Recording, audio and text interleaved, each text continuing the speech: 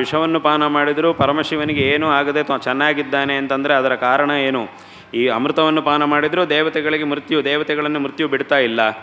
ವಿಷವನ್ನು ಪಾನ ಮಾಡಿದರೂ ಭಗವಂತನಿಗೆ ಯಾವ ವಿಧವಾದ ಮರಣ ಅನ್ನೋದಿಲ್ಲ. ಇದಕ್ಕೇನು ಕಾರಣ? ದೇವತೆಗಳ ವಿಷಯ ಆಗಿರಲಿ, ಪರಮೇಶ್ವರನ ವಿಷಯದಲ್ಲಿ ಆ ಮರಣ ಅನ್ನೋದಿಲ್ಲ ಅಂತಂದರೆ ಏನು ಕಾರಣ? ಅದನ್ನು ತಡೀತಾ ಇರುವುದು ಯಾರು ಅಂತಂದರೆ ನೀನು ಧರಿಸುವಂತಹ ತಾಟಂಕಗಳು, ನೀನು ಧರಿಸಿದಂತಹ ತಾಟಂಕಗಳಿಂದ ಉಂಟಾಗಿರುವಂತಹ ಮಂಗಳ, ಅದರ ಒಂದು ಪ್ರಭಾವದಿಂದ ನಿನ್ನ ಪತಿಯ ಒಂದು ರಕ್ಷಣೆ ಅನ್ನೋದಾಗ್ತಾ ಇದೆ. ಆದ್ದರಿಂದ ಇದು ನಿನ್ನ ಮಹಿಮೆ ಎಂಬುದಾಗಿ ಆ ಅಮ್ಮನವರ ಒಂದು ಅದ್ಭುತವಾದಂತಹ ಸ್ತುತಿಯನ್ನು ಮಹಿಮೆಯನ್ನು ಇದರಲ್ಲಿ ಹೇಳಿದ್ದಾರೆ ಶಂಕರರು. ಅಂದರೆ ಆ ಆಭರಣ ಹಿಂದಿಂದಲೂ ಸಹ ಪರಂಪರೆಯಲ್ಲಿ ಒಂದೊಂದು ಆಭರಣವನ್ನು ಒಂದೊಂದು ಸ್ಥಾನದಲ್ಲಿ ಒಂದೊಂದು ಆಭರಣವನ್ನು ಧರಿಸುವಂತಹ ಒಂದು ಕ್ರಮ ಬಂದಿದೆ. ಆ ಒಂದು ಆಭರಣವನ್ನು ಧರಿಸುವುದು ಮತ್ತು ಆ ಮಂಗಳ ದ್ರವ್ಯಗಳನ್ನು ಧರಿಸುವುದು ಅನ್ನುವಂಥದ್ದು ಯಾಕೆ ಬಂತು ಅಂತಂದರೆ, ಅದರಿಂದ ಸ್ತ್ರೀಯು ಅದನ್ನು ಧರಿಸಿದಾಗ ಆ ಪರಿವಾರದಲ್ಲಿರ್ತಕ್ಕಂಥವರೆಲ್ಲರಿಗೂ ಸಹ ಮಂಗಳ ಆಗಲಿ, ಅದರಿಂದ ಎಲ್ಲರಿಗೂ ಸಹ ಒಳ್ಳೆಯದಾಗುತ್ತೆ ಅನ್ನುವಂತಹ ಸೂಚನೆಯನ್ನು ಆ ಒಂದು ಕಾರ್ಯಕ್ಕಾಗಿ ಮಂಗಳ ಆಭರಣಗಳನ್ನು ಮಂಗಳ ದ್ರವ್ಯಗಳನ್ನು ಸಹ ಧರಿಸುವುದು. ಇವತ್ತಿಗೂ ಸಹ ಎಲ್ಲಾದರೂ ಸುವಾಸಿನಿ ಪೂಜೆ ಆಯಿತು ಅಂತಂದರೆ ಆ ಮಂಗಳ ದ್ರವ್ಯಗಳನ್ನು ನೀಡುವುದು ಅನ್ನೋದು ಬಂದಿದೆ. ವಸ್ತ್ರ ಮತ್ತು ಮಂಗಳ ದ್ರವ್ಯಗಳು ಅವರವರ ಶಕ್ತಿಗೆ ತಕ್ಕಂತೆ ಏನು ಸಾಧ್ಯ ಆಗುತ್ತೋ ಅಂತಹ ಆಭರಣಗಳನ್ನು ಆಯಾ ದ್ರವ್ಯಗಳನ್ನು ದಾನ ಮಾಡುವಂತಹ ಒಂದು ಆ ಸುವಾಸಿನಿ ಪೂಜೆಯನ್ನು ಮಾಡಿ ಅದನ್ನು ಅರ್ಪಣೆ ಮಾಡುವಂತಹ ಒಂದು ಪದ್ಧತಿ ಇವತ್ತಿಗೂ ಸಹ ಬಂದಿದೆ. ಹಾಗಾಗಿ ಆ ಸ್ತ್ರೀಯು ಅದನ್ನು ಧಾರಣೆ ಮಾಡಿದಾಗ ಅದರಿಂದ ಆ ಪತಿಗೂ ಪರಿವಾರಕ್ಕೂ ಎಲ್ಲರಿಗೂ ಸಹ ಒಳ್ಳೆಯದಾಗುತ್ತೆ ಅನ್ನುವಂತಹ ವಿಷಯವನ್ನು ನಮ್ಮ ಶಾಸ್ತ್ರಗಳು ನಮಗೆ ತಿಳಿಸ್ತಾ ಇವೆ. ಅದನ್ನೇ ಇಲ್ಲಿ ಶಂಕರರು ಉಲ್ಲೇಖ ಮಾಡಿ ಈ ಮಾತನ್ನು ಇಲ್ಲಿ ಹೇಳಿದ್ದಾರೆ. ಹಾಗಾಗಿ ಈ ಎಲ್ಲ ಆಭರಣಗಳನ್ನು ಇತ್ಯಾದಿಗಳನ್ನೆಲ್ಲ ಧರಿಸುವುದು, ಸ್ತ್ರೀಯರ ಮನೆಯಲ್ಲಿ ಧರಿಸುವುದು ಅನ್ನುವುದು ಅದು ಪದ್ಧತಿಯಾಗಿ ಬಂದಿದೆ. ಹಾಗಾಗಿ ಇದನ್ನು ಧರಿಸುವಂತಹ ಒಂದು ಕ್ರಮ ಅದು ಇವತ್ತಿನ ಕಾಲದಲ್ಲಿ ಯಾರಿಗೂ ಗೊತ್ತಿಲ್ಲ. ಇದು ಯಾಕೆ ಧರಿಸಬೇಕು, ಏನಾಯಿತು ಅನ್ನೋದು ಯಾರಿಗೂ ಗೊತ್ತಿಲ್ಲ. ಸುಮ್ಮನೆ ಒಟ್ರಾಶಿ ಧಾರಣೆ ಮಾಡುವುದು, ಹಾಕ್ಕೊಂಡ್ರೆ ಹಾಕ್ಕೊಳ್ಳುವುದು, ಇಲ್ಲದೆ ಹೋದರೆ ಬಿಡುವವರು ಇದ್ದಾರೆ ತುಂಬ ಜನ. ಯಾವುದನ್ನು ಬಿಡ್ತಾರೆ ಅಂತಂದರೆ ಅದು ಇದು ಅಲ್ಲ, ಇನ್ನು ಕೊನೆಗೆ ಮಾಂಗಲ್ಯವನ್ನು ಬಿಡುವವರಿದ್ದಾರೆ. ಎಲ್ಲ ಇದೆ, ಎಲ್ಲ ಆಗಿದೆ, ಬೇಡ ನಮಗೆ ಅಂಥೇಳಿ ತೆಗೆದಿಟ್ಟುವುದು, ಬೇಕಾದಾಗ ಹಾಕ್ಕೊಳ್ಳುವುದು, ಆಮೇಲೆ ತೆಗೆದಿಡುವುದು ಅನ್ನುವಂತಹ ಒಂದು ದುಸ್ಥಿತಿನೂ ಇವತ್ತಿನ ದಿವಸ ಲೋಕದಲ್ಲಿ ನಿಮಗೆ ಕಾಣ್ತಾ ಇರುತ್ತೆ, ಅನೇಕ ಕಡೆಗಳಲ್ಲಿ ಕಾಣಿಸ್ತಾ ಇದೆ. ಆದರೆ ಇದರ ಒಂದು ಉದ್ದೇಶ ಏನು ಅಂತಂದರೆ ಅದನ್ನು ಎಷ್ಟು ಚೆನ್ನಾಗಿ ಅವರು ಧಾರಣೆ ಮಾಡಿ ಇಟ್ಕೊಂಡಿರ್ತಾರೋ ಅಷ್ಟು ಸುಖವಾಗಿ ಆ ಪರಿವಾರ ಅನ್ನೋದಿರುತ್ತೆ ಅನ್ನುವುದು ಅದರ ಅರ್ಥ. ಹಾಗಾಗಿ ಇಲ್ಲಿ ಶಂಕರರು ಈ ಮಾತನ್ನು ಹೇಳ್ತಾರೆ, ನಶಂಭೋಸ್ತನ್ಮೂಲಂ ತವ ಜನನಿ ತಾಟಂಕ ಮಹಿಮಾ ಎಂಬುದಾಗಿ. ಹಾಗಾಗಿ ಯಥಾವತ ಇದರ ಅರ್ಥ ಏನು ಅಂತ ಕೇಳಿದರೆ, ಆ ಪರಮಾತ್ಮನಿಗೂ ಸಹ ಒಂದು ಶಕ್ತಿಯನ್ನು ಕೊಟ್ಟು ಈ ಜಗತ್ತಿನ ಸೃಷ್ಟಿ ಸ್ಥಿತಿ ಸಂಹಾರಾದಿಗಳನ್ನು ಮಾಡಿಸುವಂತಹ ಒಂದು ಶಕ್ತಿಯನ್ನು ಕೊಡತಕ್ಕಂಥವಳು ಆ ಅಮ್ಮನವರು ಅನ್ನೋದು ಅದರ ಅರ್ಥ. ಹಾಗಾಗಿ ಅದನ್ನೇ ಆರಂಭದ ಶ್ಲೋಕದಲ್ಲಿ ಪ್ರಾರಂಭನೇ ಶಂಕರರು ಹಾಗೆ ಮಾಡ್ತಾರೆ. ಶಿವಶಕ್ತಿಯ ಯುಕ್ತೋ ಯದಿ ಭವತಿ ಶಕ್ತ ಪ್ರಭವಿತುಂ ಅಂತ ಮೊದಲನೇ ಶ್ಲೋಕದಿಂದಲೇ ಈ ಅರ್ಥವನ್ನು ಹೇಳಿ ಅಮ್ಮನವರ ಆ ಶಕ್ತಿ ಸ್ವರೂಪವನ್ನು ವಿಶೇಷವಾಗಿ ವರ್ಣನೆ ಮಾಡಿ ಮತ್ತು ಮುಂದಿನ ಎಲ್ಲ ಈ ಶ್ಲೋಕಗಳಲ್ಲೆಲ್ಲ ಈ ರೀತಿಯಾಗಿ ಅತ್ಯಂತ ಅದ್ಭುತವಾಗಿ ಆ ಮಹಿಮೆಯನ್ನು ನಮಗೆ ತಿಳಿಸಿದ್ದಾರೆ. ಹಾಗಾಗಿ ಅಂತಹ ಆ ಅಮ್ಮನವರ ಆರಾಧನೆಯನ್ನು ಮಾಡುವಂತಹ ಒಂದು ಪವಿತ್ರವಾದಂತಹ ಪದ್ಧತಿ ಅನಾದಿ ಕಾಲದಿಂದ ನಮ್ಮ ದೇಶದಲ್ಲಿ ಬಂದಿದೆ. ತದ್ವಾರ ಅಮ್ಮನವರ ವಿಶೇಷವಾದಂತಹ ಅನುಗ್ರಹಕ್ಕೆ ಪಾತ್ರರಾಗುವಂತಹ ಒಂದು ಪದ್ಧತಿ ಅನಾದಿ ಕಾಲದಿಂದ ಬಂದಿದೆ. ದೇವತೆಗಳು, ಋಷಿಗಳು, ರಾಜಮಹಾರಾಜರುಗಳು, ಅವತಾರ ಪುರುಷರು, ಕವಿಗಳು, ಪಂಡಿತರು ಮತ್ತು ಸಾಮಾನ್ಯ ಜನರವರೆಗೆ ಎಲ್ಲರೂ ಸಹ ವಿಶೇಷವಾಗಿ ಅಮ್ಮನವರನ್ನು ಆರಾಧನೆ ಮಾಡಿದ್ದಾರೆ. ಅಮ್ಮನವರ ಆರಾಧನೆಯನ್ನು ಮಾಡಿ ಅಮ್ಮನವರ ಅನುಗ್ರಹಕ್ಕೆ ಪಾತ್ರರಾಗಿದ್ದಾರೆ.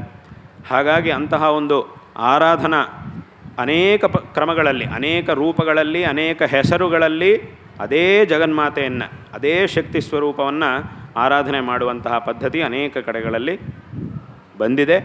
ಅಂಥದ್ರಲ್ಲಿ ವಿಶೇಷವಾಗಿ ವೈಶ್ಯರು ಅವರು ವಿಶೇಷವಾಗಿ ಆ ಜಗನ್ಮಾತೆಯನ್ನು ಆರಾಧನೆ ಮಾಡ್ತಾ ಆ ವಾಸವಿ ಕನ್ಯಕಾ ಪರಮೇಶ್ವರಿ ಅಮ್ಮನವರ ರೂಪದಲ್ಲಿ ಅದೇ ಜಗನ್ಮಾತೆಯನ್ನು ಆರಾಧನೆ ಮಾಡುವಂತಹ ಒಂದು ಪದ್ಧತಿ ಅನಾದಿ ಕಾಲದಿಂದ ಬಂದಿದೆ. ಅದರಂತೆ ಅನೇಕ ಕಡೆಗಳಲ್ಲಿ ನಾವು ಅನೇಕ ಊರುಗಳಲ್ಲೂ ಸಹ ಅಲ್ಲಿರ್ತಕ್ಕಂತಹ ವೈಶ್ಯ ಸಮುದಾಯದವರು ವಿಶೇಷವಾಗಿ ಆ ಕನ್ಯಕಾ ಪರಮೇಶ್ವರಿ ಅಮ್ಮನವರ ಆಲಯವನ್ನು ನಿರ್ಮಾಣ ಮಾಡಿಸಿ ಅಮ್ಮನವರ ಆರಾಧನೆಯನ್ನು ಮಾಡುವಂತಹ ಒಂದು ಪದ್ಧತಿಯನ್ನು ಅನೇಕ ಊರುಗಳಲ್ಲಿ ನಾವು ನೋಡ್ತೀವಿ. ಸಾಮಾನ್ಯವಾಗಿ ಪ್ರಾಯ ಎಲ್ಲಿ ನಾವು ದೊಡ್ಡ ಊರಿಗೆ ಹೋದರೂ ಸಹ ಅನೇಕ ಊರುಗಳಿಗೆ ಹೋದರೂ ಸಹ ಅಲ್ಲಿ ಕನ್ನಿಕಾ ಪರಮೇಶ್ವರಿ ಅಮ್ಮನವರ ದೇವಸ್ಥಾನವನ್ನು ನಾವು ನೋಡ್ತೀವಿ. ನಮ್ಮ ಭಾರತದಲ್ಲಿ ಅನೇಕ ಕಡೆಗಳಲ್ಲಿ ನಾವು ವಿಶೇಷವಾಗಿ ನೋಡ್ತೀವಿ.